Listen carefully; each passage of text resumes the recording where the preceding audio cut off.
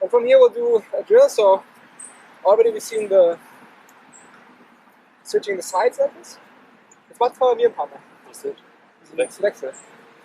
Yeah, so he switches the sides like this. And now what I'm going to start doing when he switches, macht er immer wieder einen Wechsel.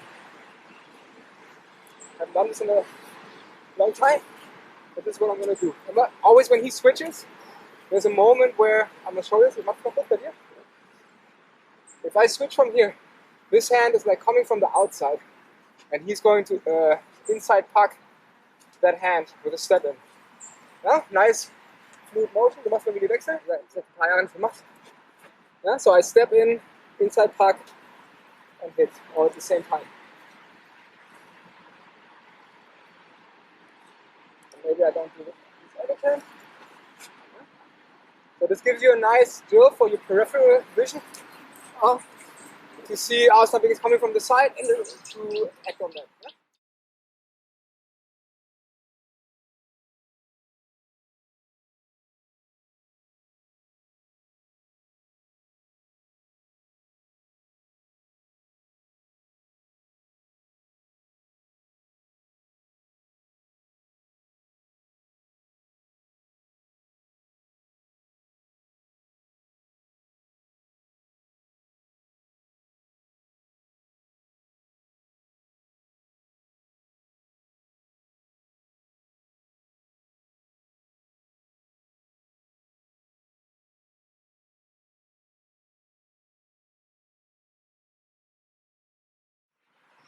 Immer schön so, schön hoch.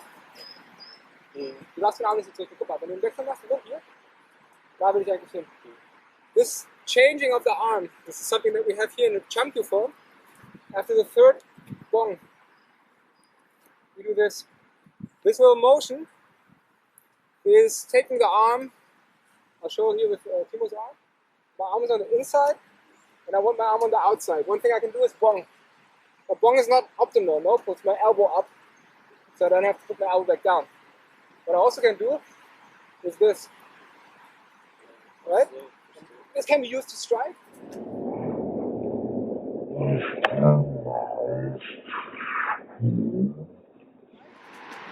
Yeah, or if you know the old Wing Chun videos, he shows it, for example, in a way that he pushes people like this. In one of the videos, very impressive how he does that.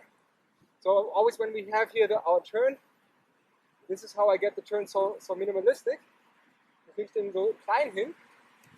Genau. Ja? So. Und hier schön rein dabei. Reinkommen. Ja, genau.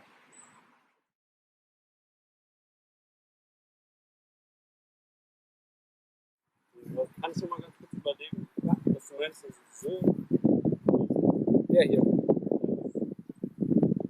Wie macht man das, dass der Arm jetzt hier auf die Außenseite kommt, ohne dass der Ellenbogen sich dabei bewegt? Wie ein Hühnsau. So. Aber andersrum. Ja. Hühnsau wäre ja so rum. Oder vielleicht wird auf den Hühnsau immer weiter machst, oder du kannst dich vielleicht vorstellen. Ja. Muss man ein paar Mal sich überlegt haben, wie das funktioniert.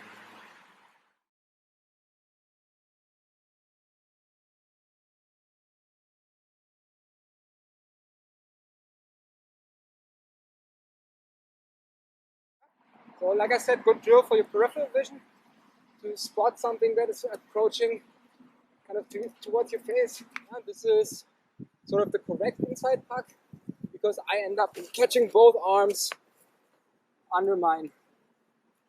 You could also end up in this position where he could still come over the top where I would have to pin him. Yeah.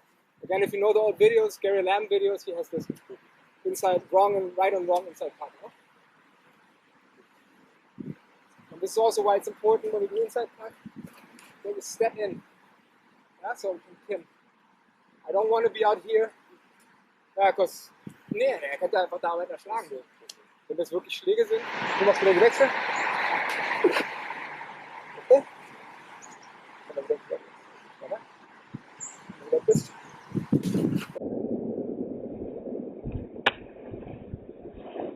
Okay, jetzt wechseln wir die Seite, also hoch. And now what we'll do is we'll do the outside puck instead of the inside puck.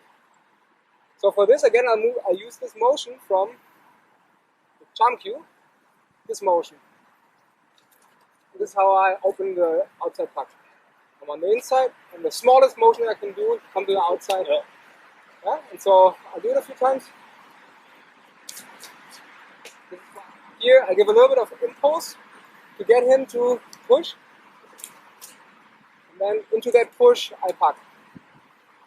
Yeah, so arm is here, and here's the Pak Sao. And when we Pak, then I want the wrist to move again up so it can protect me. We usually train the outside Pak, where from the inside around.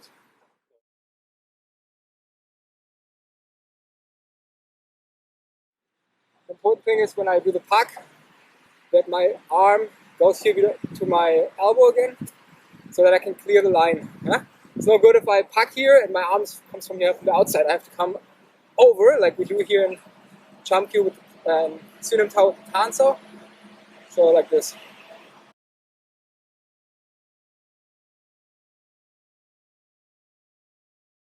My instinct should be when he Paks, should always be to shorten my arm again, to get the arm in between. And my elbow nice and high, so on a good level. For him, also I can just let him turn me completely. That's good for his Pak Sao.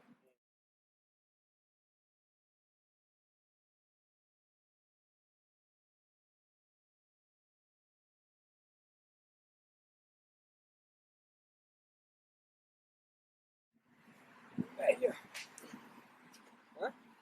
When you Pak, always make sure the Pak Sao is sideways motion. So his arm is coming towards me, and I want to just slap that to the side. Okay?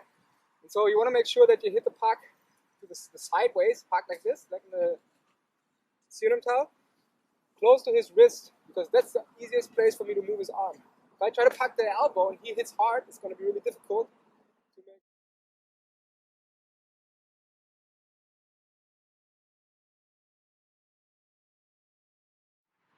Okay, and so we'll take it one level further. That is when he does the outside part. Then I will evade this whole thing. What happens is my arm starts going over there, and I push against there, and I face with my man side.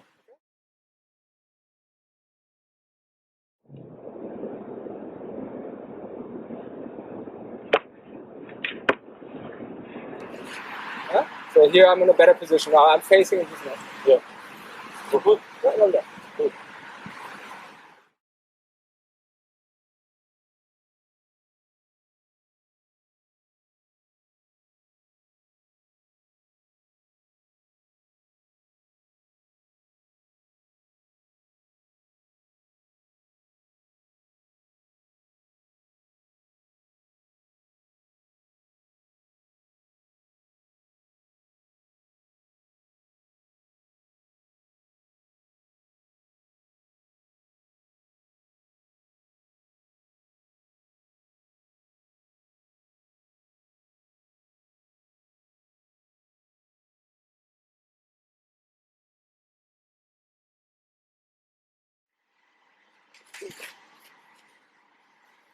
Yeah, and so I distinguish very clearly between a Pak Sao, which is a sideways motion, and the Man Sao, which is a forwards motion.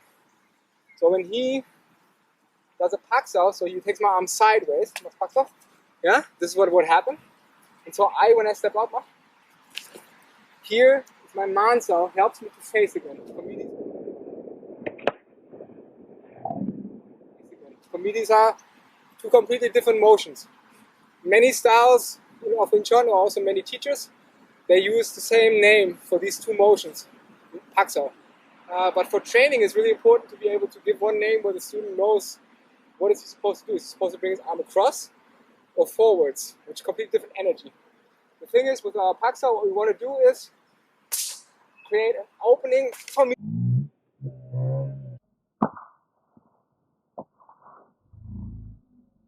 to strike through. And now if I do it, if I do it like this, there's no real opening there. Yeah? There's the opening. There's the Pak Sao, slapping hand. I slap the arm away. I don't push his arm towards it. Wenn du beim Überhaupt wie so ein Mann auf meinen Arm drauf. Ja, aber richtig mit Geschmack ist. Dass du mit deinem Körper so ein bisschen bewegst. Ja? the thing is always going to happen is, wenn du versuchst, so einen Packschlag zu machen, ja,